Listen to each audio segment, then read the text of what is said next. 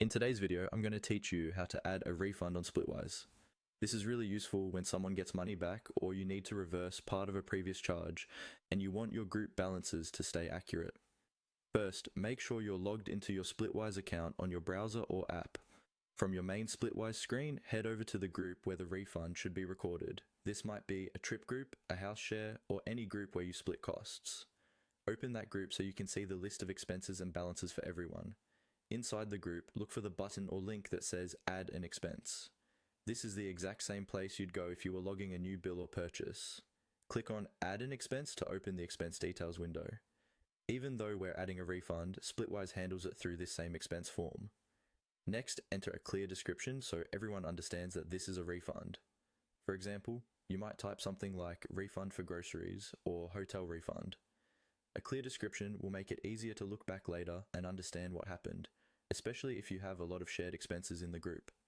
After that, type in the amount of the refund. This should be the total amount that was returned, not just one person's share.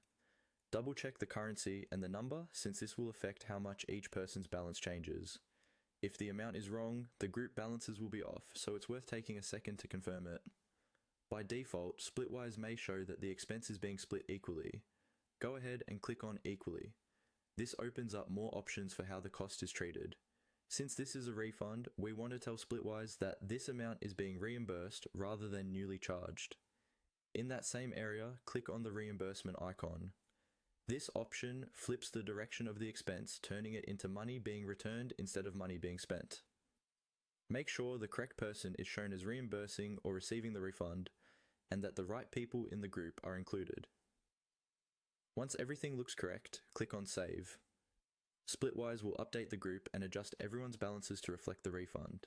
You should now see the refund listed in the group's activity, just like any other expense, but marked as a reimbursement so your shared totals stay accurate.